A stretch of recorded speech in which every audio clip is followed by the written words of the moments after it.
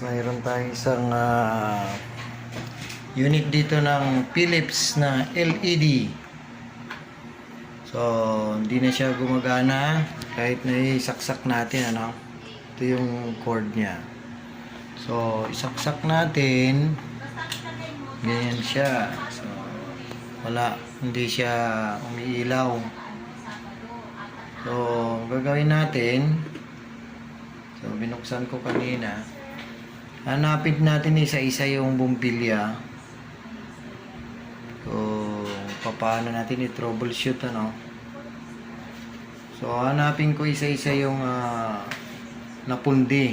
Ay, napundi to. Kaya yung mga ilaw niyong ganito, guys, huwag niyo itatapon. Kasi madali lang siya gawin. Bali, may mga LED lights yan, eh. Gaya nito. Yan, yung mga yan. Isa-isa lang yan lahat.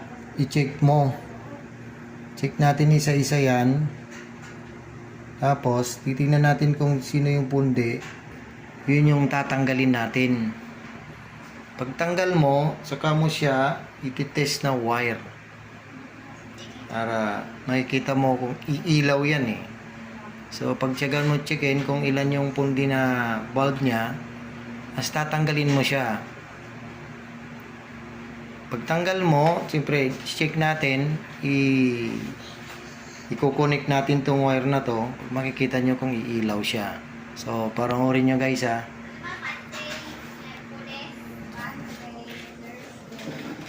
Pag check yan, ayan, naka-on na siya, di ba? Check natin to, isa-isa yung mga wire ay bulb. Kita nyo, may ilaw-ilaw siya, eh. Ayan. Ayan. Isa-isa, pagtsatsagaan natin siyang i-check. Ayan. Yan, pag-check mo, ito, pag yan, gagay, umilaw na yon. Umilaw. So, ibig sabihin nun, guys, may pundi. Pag umilaw, pundi yan. Ayan, umilaw-ilaw siya, eh.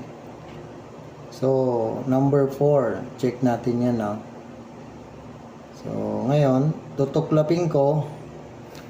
I-check natin kung mayroon siyang, kuryente. Siya yung pundi. Ayan. Ayan, guys, no? Natuklap natin, ano? Ngayon, gagawin natin, kukunik natin tong wire na to. Pag connect natin to, makikita natin kung iilaw.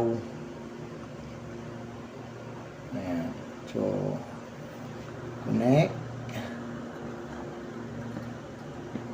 So, wala pa. So, ayun, may ilaw-ilaw, no? So, mag-check pa tayo ng isa. Naka meron pa isang pundi.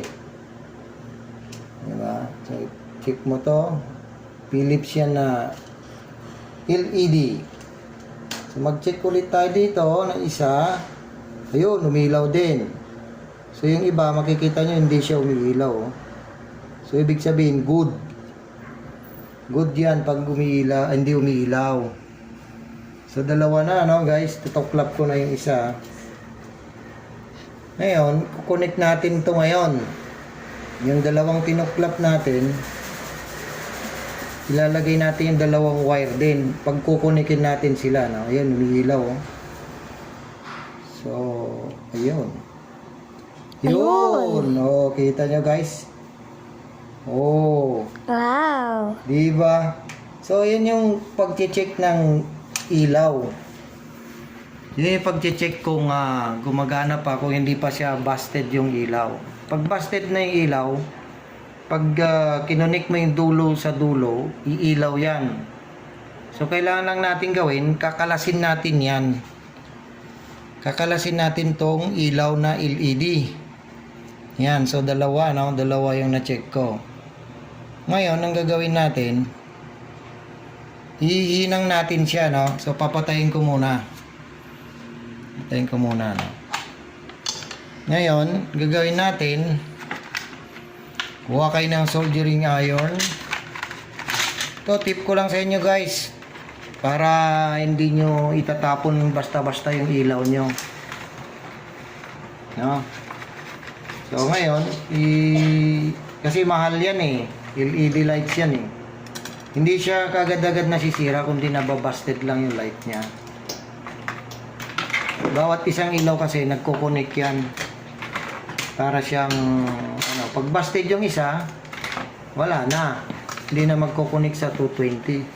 So guys, tuloy natin kasi naputol kanina. So, mainit na yung soldering iron ko.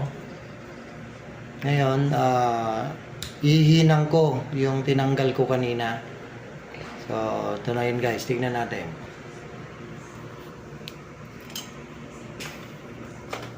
Kasi sayang naman yung mga ilaw natin kung tatapon natin na pwede pa naman pakinabangan. Kaya nito, ito chinek ko. Okay siya, di ba? Ngayon ngayon natin, lagyan natin ng hinang yung tinanggal natin. Yan.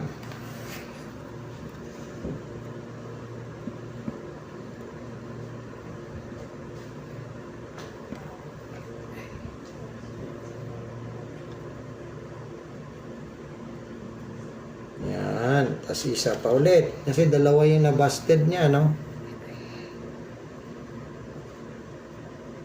Yan, umiilaw-ilaw na siya, guys. Di ba? So, okay na siya. Itatry natin ulit ngayon isindi kung gagana na siya. So, ganun lang kasimple, guys, no? Huwag mo lang i-connect sa pangalawang, light, LED light. Kasi may positive tsaka negative diyan din eh. Ngayon, saksak natin ngayon. Check natin guys kung gagana. Ito, saksak na natin Ayun! No! Wow. Diba? Perfect na guys Yan, kaya ang masasabi ko lang, huwag nyo basta-basta itatapon yung mga LED lights nyo. Pwede pang gawin. Kasi sayang naman. Mahirap ang pera ngayon. So, yan lang guys. Thank you for watching.